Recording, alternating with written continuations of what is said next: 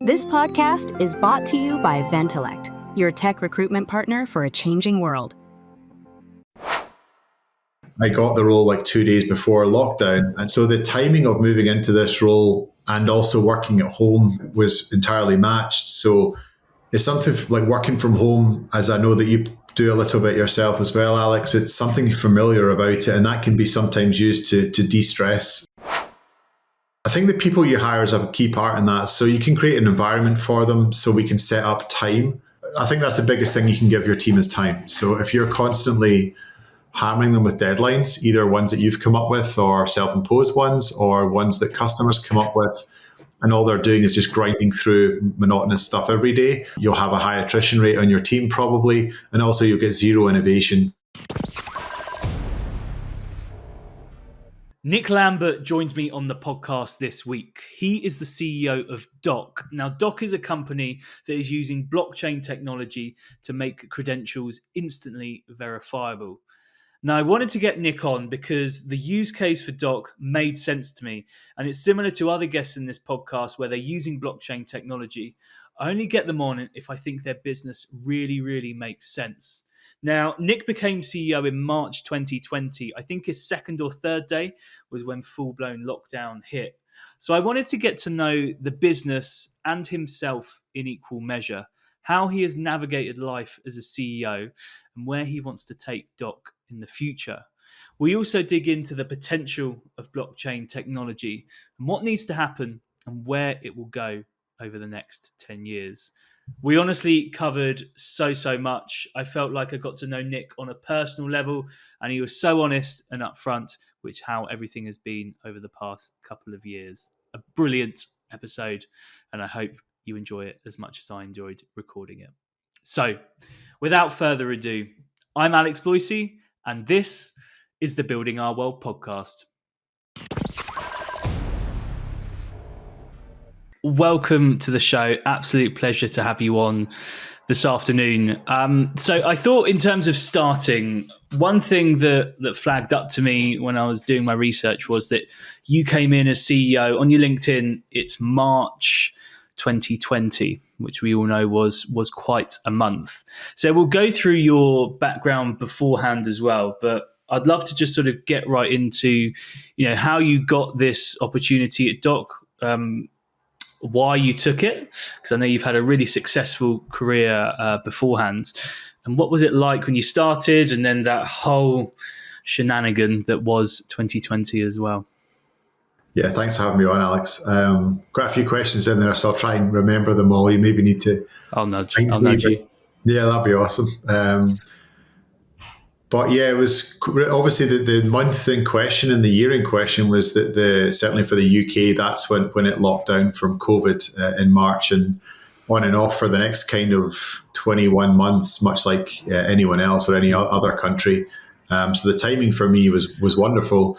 And the connection actually came through. I used to work for a software company called MadeSafe prior to joining Doc.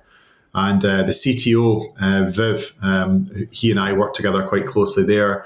And Viv had started working for a company in the US remotely.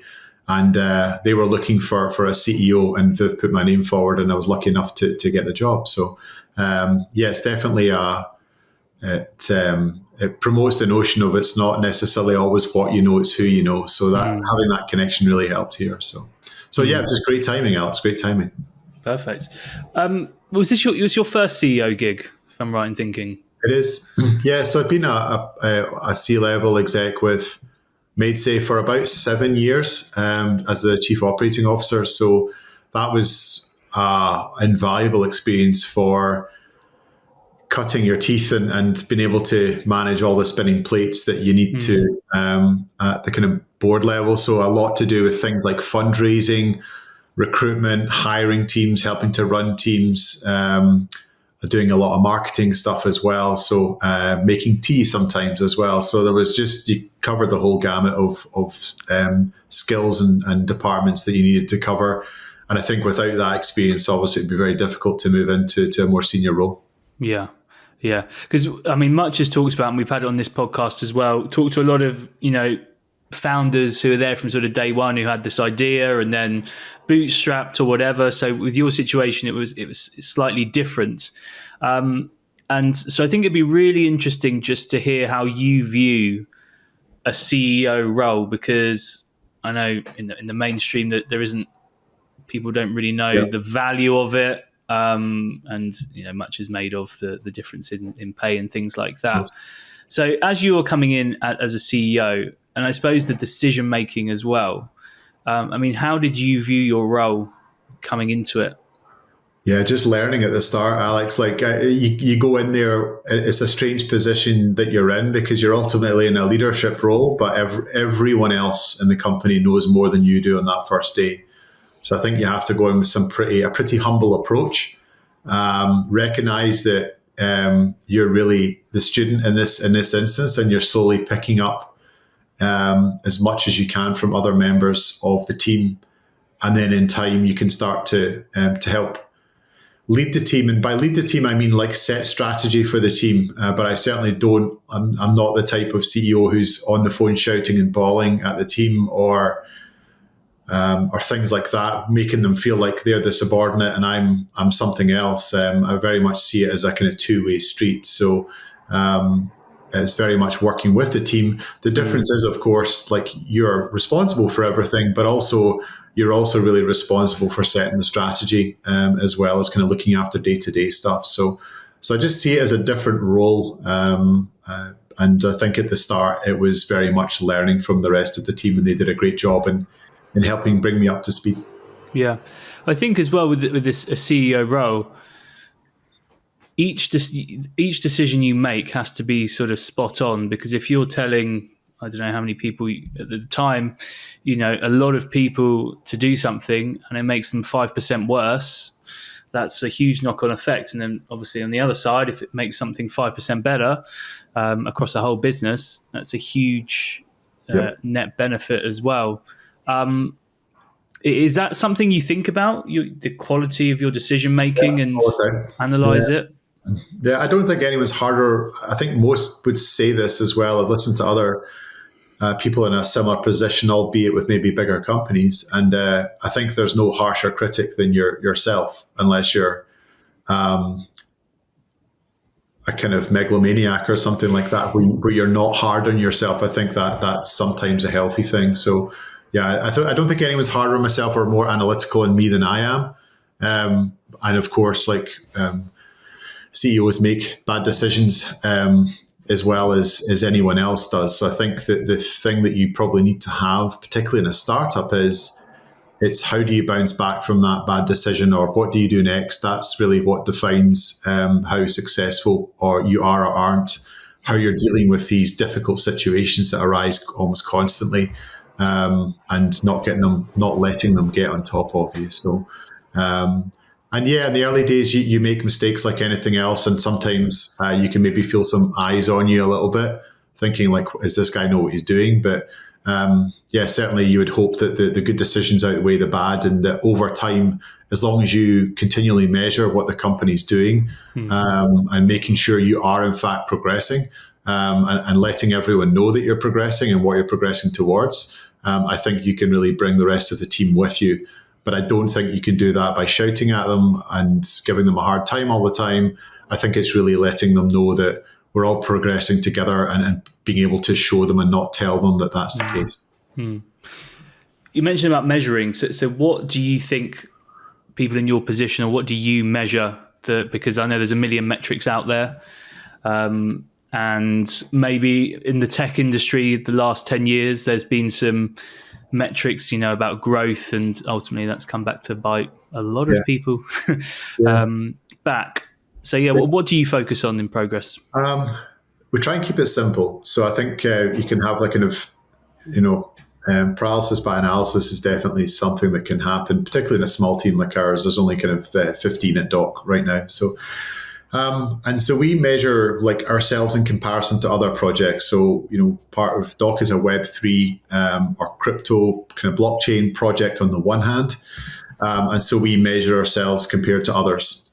So it kind of nets out sometimes looking for saying, like, I just want straight up growth. because sometimes, like the crypto market 2022 was not particularly kind to it.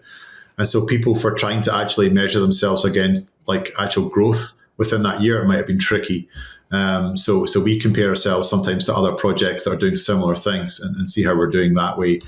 And some of the other things, again, as a startup, looking just into bridge that phase between R&D and into commercialization, which is really where we are right now, Alex. We are focused on a lot of the like funnel metric stuff. So for the uninitiated, we're looking at how many people are signing up to use our service, how many are onboarding, how many are trialing the product, and then how many are becoming paying customers. And that's basically our different points of our sales funnel. And then we have expectations about what they should be, and then we compare how we are against that. So those are probably the biggest comparisons that we have. But we do try and keep it simple, and we try not to have too many, although that possibly sounded like quite a lot, but it's trying to keep it fairly minimal. Yeah. And with the market shift, and I know there's been a big shift in crypto and call it the perception of Web3. I know the blockchain technology itself will always be sort of the same. Yeah. But all business leaders, CEOs, middle management have had to adjust to this new market, this new economy, and this downturn, and who knows what's going to happen. You've obviously been around for a while, dare I say, and have navigated other recessions as well, and been involved in your career. A lot of people in tech, and especially in Web3 as well, this would be probably their first downturn. All they've ever known is the good times and growth, and had the wind in their sails. So how are you navigating the business at this time? Maybe from like a strategy point of view, or decision making, risk management, all that sort of stuff that maybe others could learn from. Yeah. I think the first thing is to recognize these things are often cyclical, so they will happen. And what I've found in the crypto sector, blockchain sector, is it's massively sped up. So where you might see in like more traditional business, a big financial crisis hitting in 2007, 2008, almost waiting. I know that we're not officially in a recession yet, Alex, but probably, it certainly feels like one, or we're on the cusp of one now. And within the world of crypto, I think we've probably had what they would call, I suppose, the crypto version would be a crypto winter, as it tends to be called. And we've probably had 3 or 4 of those within the same time period that the normal markets have seen one. So I think recognizing that is going to happen, and so kind of being on your guard all the time. I think financial management is one thing I definitely learned a lot about.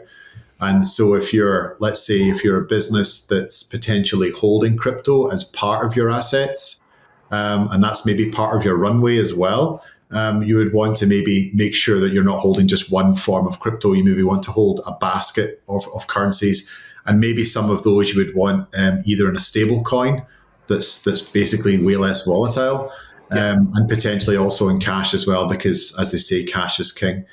So I think financial management is pretty key as well. I think just starting to be cautious, but also seeing that there's opportunity. So particularly in crypto, what you find is that you get all the part-timers and people that are not really invested in the industry coming in during the good times, and they're always the first to leave. Yeah. And recognizing that sometimes the leaner times are when the real stuff gets done, where the real innovation happens, because the companies left in there are committed to doing it. And so recognizing there's a place for everything. It doesn't mean you can't do anything in the down times. It just means you have to be careful. But quite often there's way less noise going on, so you can become really, really focused about what you're building. So probably a few different things to be aware of there. Yeah. I can definitely mirror that in terms of the recruitment industry.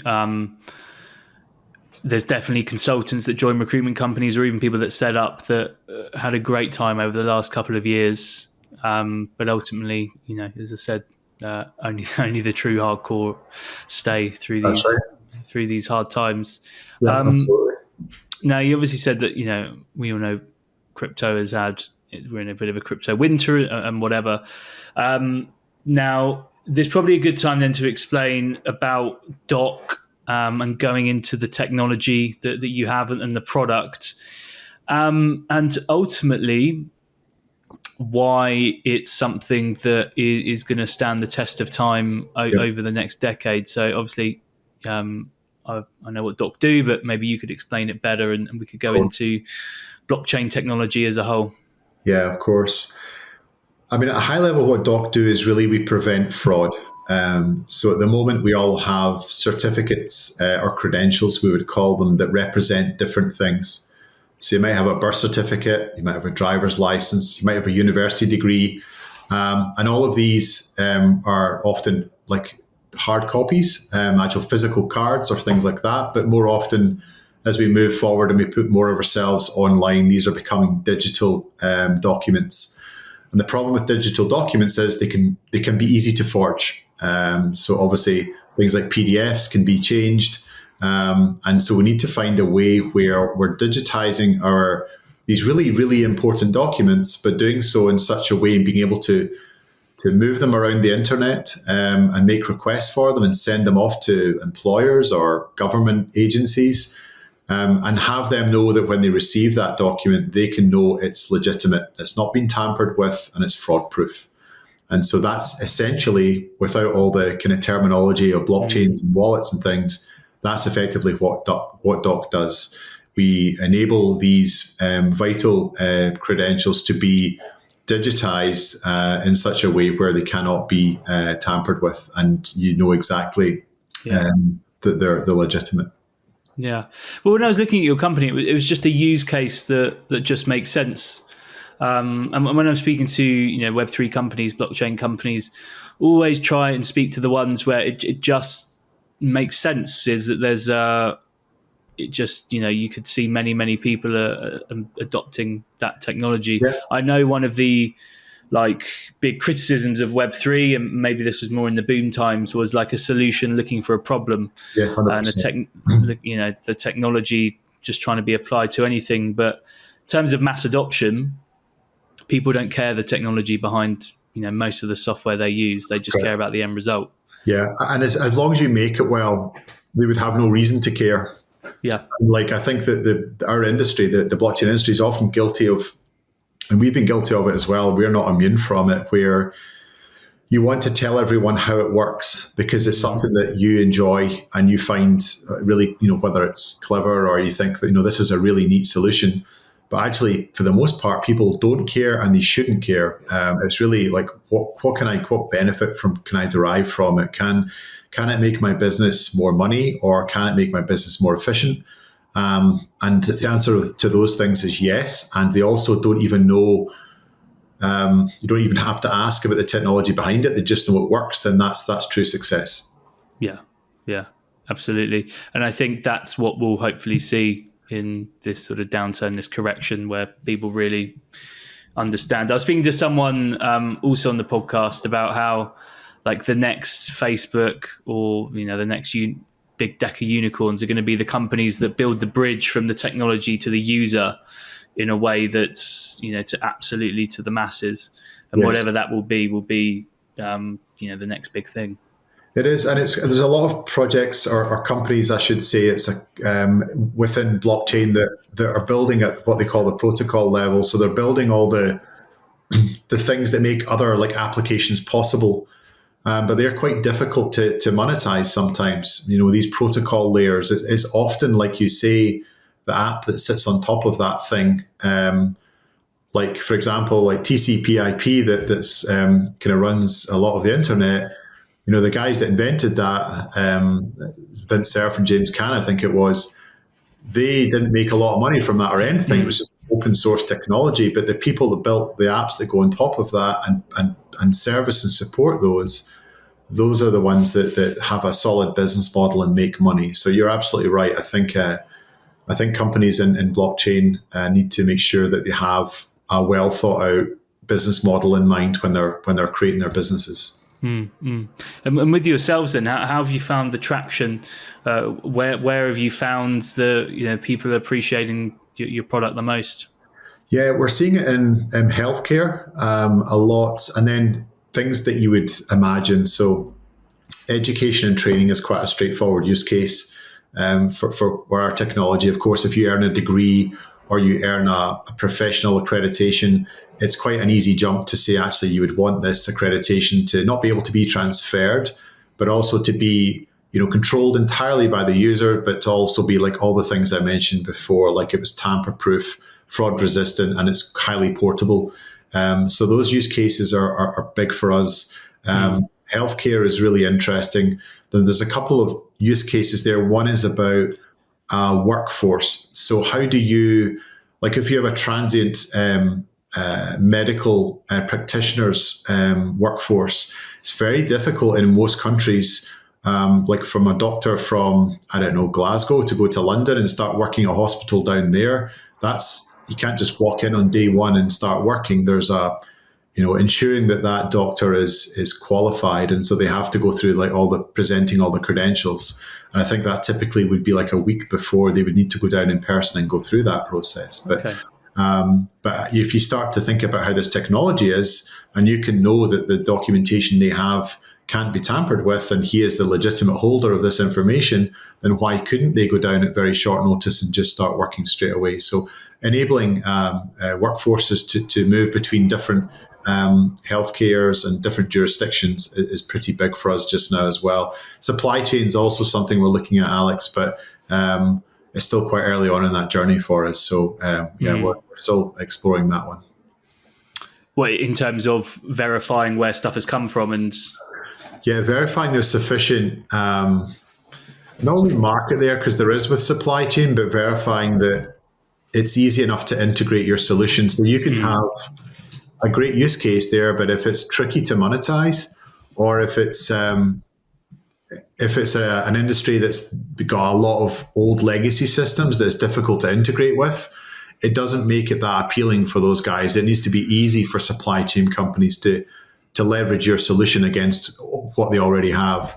And so like those can sometimes be barriers to getting into markets quickly. It's not that in the long run it won't be lucrative, and supply chain's enormous. It's a kind of 25 billion a year plus industry on the kind of software side, but it needs to be, the timing needs to be right, and the industry needs to be ready and able to integrate with new technology easily. So what do you do in that situation? Because I mean, most stuff in business, that there is an element of timing that is, well, I think a lot of people say that is the biggest factor. So, I mean, when you're exploring these new markets, and say supply chain is an example, yeah, there's opportunity, but the stuff around it, the lay of the land isn't in our favor. Yeah. So where do you sort of decide, right, let's attack this, let's go for it? Or, instead of running through the wall, do we need to go around it, maybe wait a bit? Yeah. How does your head work in that regard? Yeah, and normally we put out some test campaigns. So we do some kind of outreach and look at various parts of the market as well to see what kind of response rates. So we might run like an outbound campaign by email, driving them to like an online case study, and then follow up by emails and potentially phone if that's something that we're looking to do.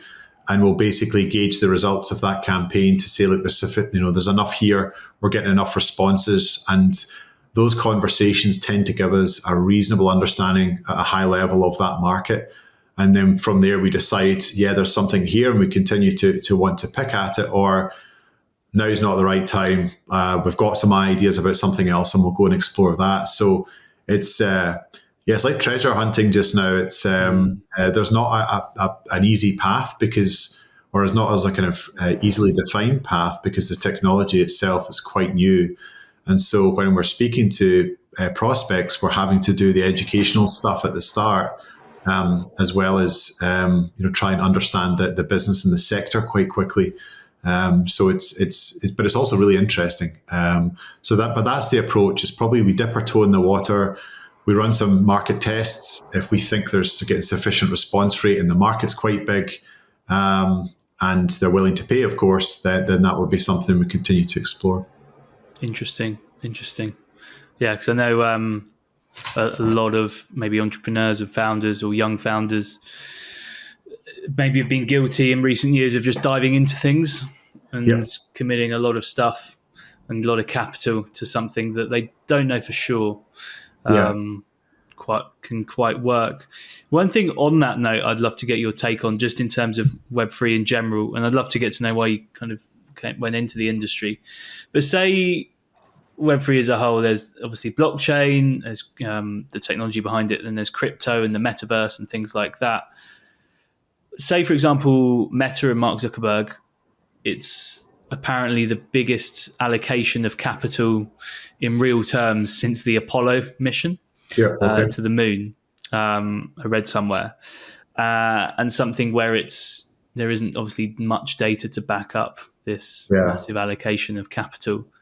So in broader terms, obviously the metaverse, but as well as other things, where do you see the next decade or two in Web3, and how do you see it panning out? Do you care to make any predictions? Well, that's a good question. I like to think that within the next 10 years, we will be mainstream. And so and it kind of doubles up with your question, Alex, about why did I go into the industry? Like the big motivating factor for me was enabling individuals to control their own data. So whether that data is their driver's license, whether it's their medical records, whether it's their music, whether it's their files for university or college or whatever, like that's been a big motivating factor for me. And I think that's where we'll hopefully be in 10 years' time within the Web3 space, because a lot of the industry, they're exploring it across lots of different fields. They're looking at like finance and decentralized finance, kind of lending and investing and all of that stuff. There's decentralized storage companies, music companies, enabling artists to control their own kind of revenue. And so they're all although they're all different and they are implemented differently, for the most part, they're trying to give the control back to their user base about whatever it is that they do. And so I think that's what we'd start to certainly be seeing in 10 years' time. I think even if you look at like crypto use or cryptographic token use, cryptocurrencies, I think there's maybe only 10 or 15 million like active users in the world today. And when you think about the size, and we just passed 8 billion people, as I understand it, recently estimated to be, that's a really, really small penetration rate that we have. So I think there's a long way to go, but I think we'll get there in 10 years. And I think the key to getting there is making it at least as easy to use as the tools that we use today. So like making a Bitcoin wallet as easy to and as safe to use as potentially using your internet banking or something like that, where there's a lot less stress and making, so it's really just usability and UX, I think, is the big barrier there. I think those are the main things to overcome. So that's what I'd like to see happening within the next decade. Yeah. In terms of another barrier as well, a lot of the stuff you've said, giving power back to the user, will maybe in turn take power away from the big tech companies of the last 10 years. And I get the sense, and obviously I don't know what I'm talking about, but I get the sense that there's like a changing of the guard in terms of we're in like a crossroads now where things are changing. We've had tech companies dominate our world, our landscape for the last decade. Yeah. But for this decentralization to happen, that's going to mean they're going to relinquish some power. So, for example, I had Daniel Baker from Qubit9, who's building has built a decentralized cloud company. And ultimately that's going to take, market share away from the likes of Google Cloud and AWS. Yep. And there's countless other examples, and, the same for Doc as well. Do you think it will come to a point where they'll either have to adopt the technology or cut some sort of middle ground? How do you see that? Yeah, they won't go quietly. That's for sure. A lot of them are already using the tech and familiar with it. One of the big players in decentral or in identity is Microsoft and IBM are pretty big.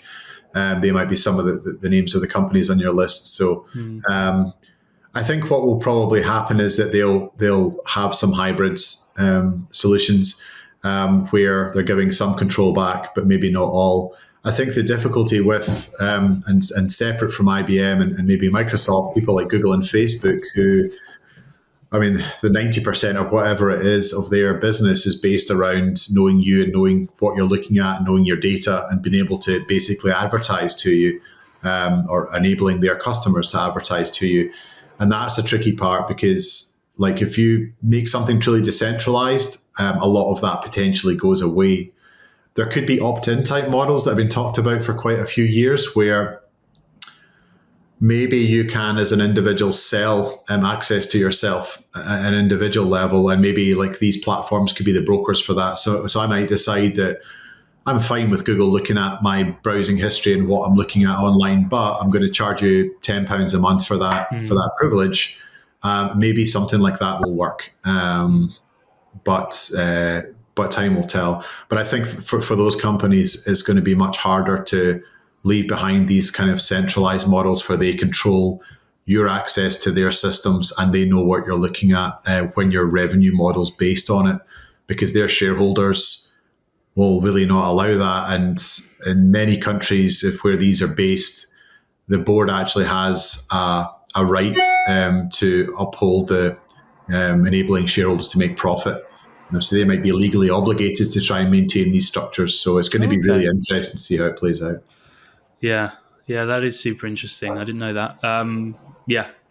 I mean, who knows? If we could predict it, then we could just go along with it. But yeah, I personally think this next decade things are going to change, and we're seeing this now. Recession's always a time where there's sort of a shift and new things come into play. But anyway, one thing about this podcast as well that always try and keep going as close to my heart as well, it's figuring out the person as well behind the job title, the LinkedIn profile. And I know you've grown the team, done a lot of fundraising, but being a CEO of any company, especially a company trying to grow in this environment, it isn't easy. And I know were board level before, but how has it changed for you personally? If we talk about maybe stress levels or work-life balance, have you noticed a change at all since becoming a CEO?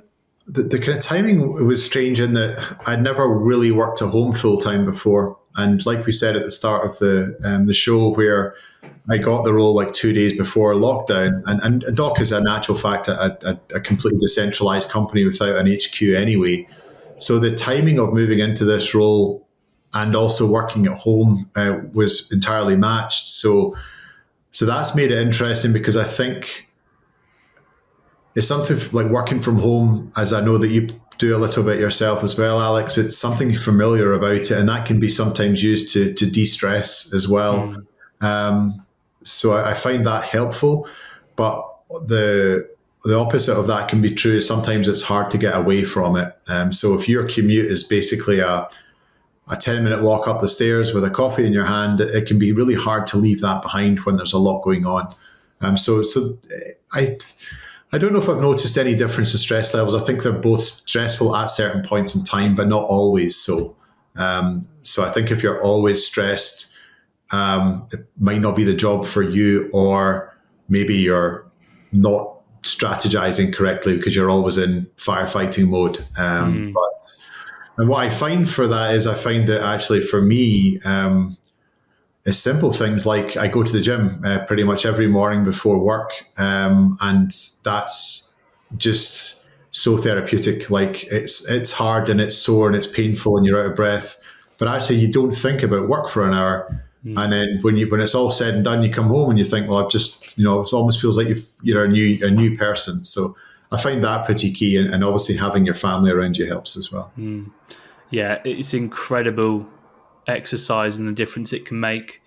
I did it today. I went to the gym at lunch, and thoughts leave your head, and I walked out the gym, and there was just a perspective, things were a bit brighter, and it was just, it's been absolutely key for me. And I know obviously for myself and for you as well, this year is going to be a tough year, and having those checks and balances in place are huge. I think Do you think you could have done this CEO role maybe years before, or was it the right time for you in terms of, I think it was experience and maturity? Yeah, I think it was the right time. Like even at the time, like I never.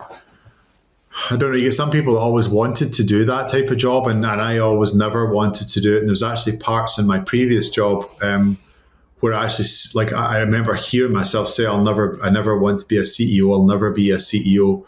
I just didn't want what I felt at the time was that level of responsibility, because even as a C-level exec, but at least if you're still working for the CEO, ultimately,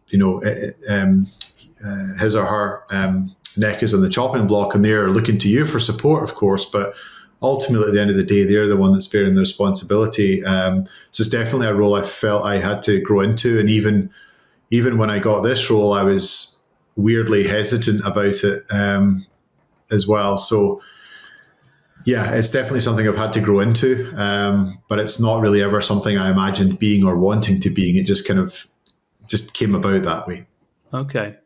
So there wasn't a moment where you thought, it's now or never, or I really want to give this a go. It just sort of happened. There was that leap of faith moment, I think, where you're always a little bit caught in two minds. But I knew I'd always regret it if I didn't give it a try.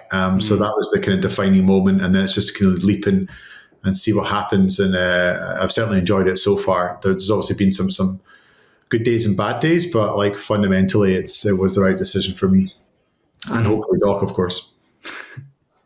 Yeah, absolutely. And in terms of the future, how do you see Doc as a whole? I mean, what are your plans? I know it's always hard to say, but I mean, how big do you think this thing can go? I think the identity market can get very big. I think, and these figures are always taken with a pinch of salt. I don't know sometimes how the analysts come up with them, but I think they reckon blockchain identity at the moment is about $250 million a year industry, which is pretty small in comparison to others. But there's a lot of research to suggest it's going to get up into the high hundreds of billions, potentially even to the trillions, because if you think about it within the next 10 years, and if you think about how pervasive this technology is in all our lives, we're using decentralized identity or identifiers every day, multiple times. We just don't always know it. It's across everything, every piece of technology and software. And obviously credentialing is huge as well. So it's going to be a massive market. The opportunities will be significant.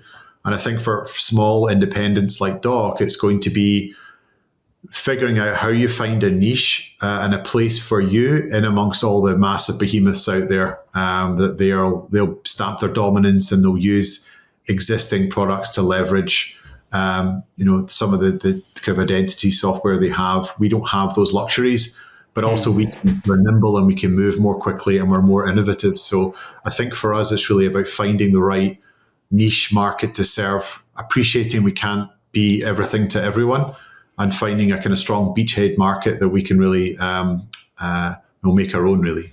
I mean, there must be so much innovation every day at Doc, and things must evolve super quick. I'd love to know, I mean, how do you create an environment for that innovation in the employees and bringing across new ideas? Because I think some people view CEOs as the visionary, the person at the top has to come up with all the ideas and then everyone else just executes. And that's maybe what my view was of a CEO when I was younger. As the older I get, I realize that's definitely not the case. So, I mean, how do you foster that environment? Yeah, and it's definitely not true at Doc either.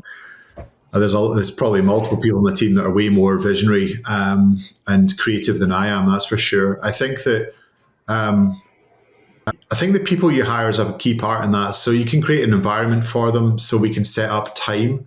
I think that's the biggest thing you can give your team is time. So if you're constantly hammering them with deadlines, either ones that you've come up with or self-imposed ones, or ones that customers come up with, and all they're doing is just grinding through monotonous stuff every day, you'll have a high attrition rate on your team probably, and also you'll get zero innovation.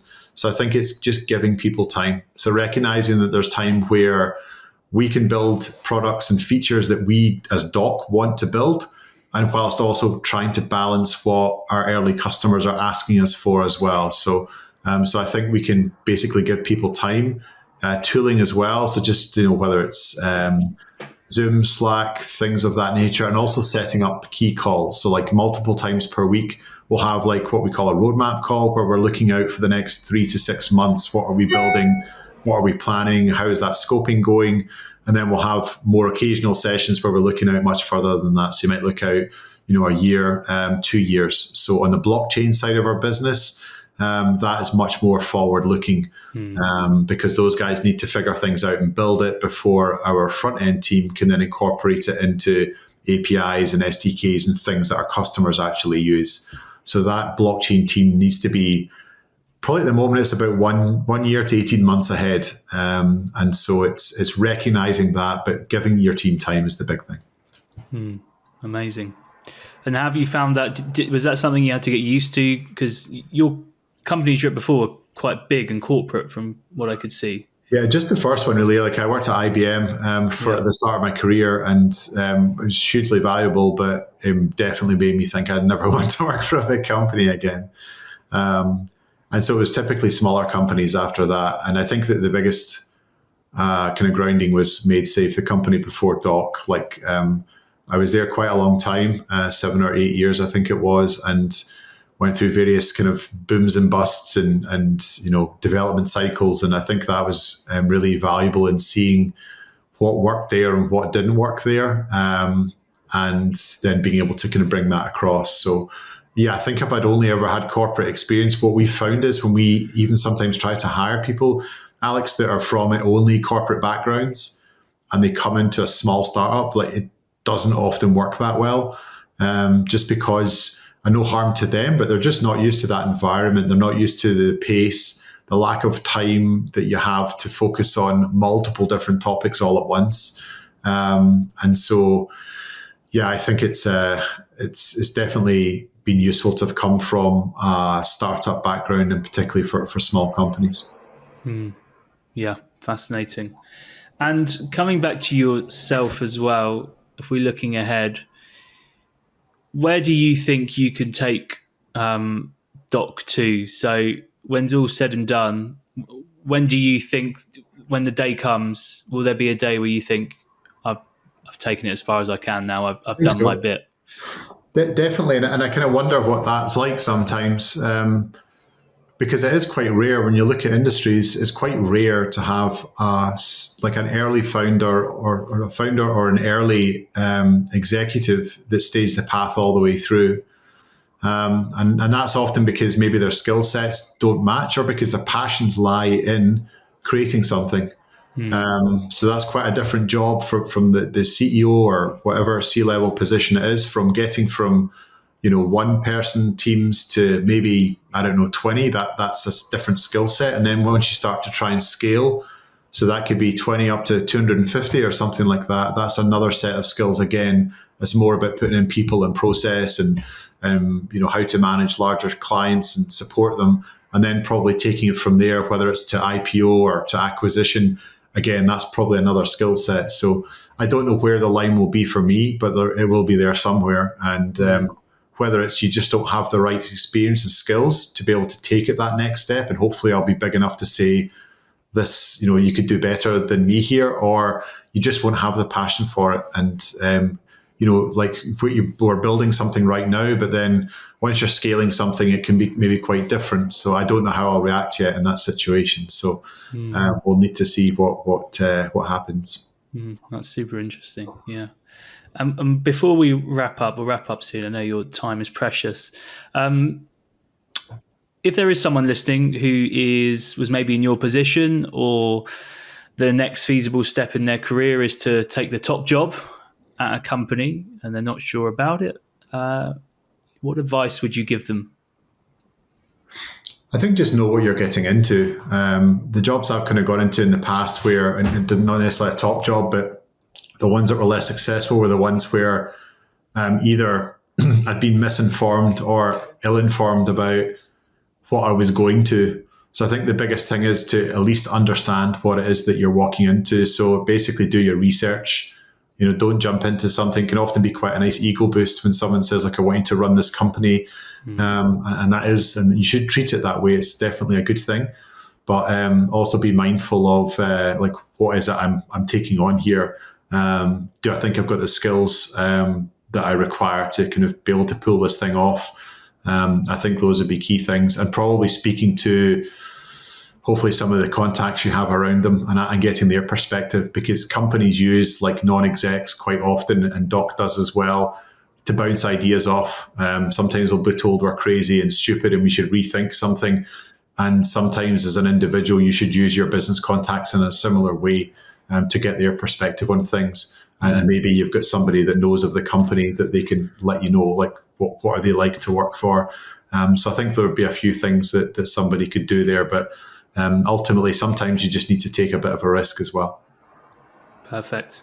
Well, Nick, fantastic conversation. I think we covered so much.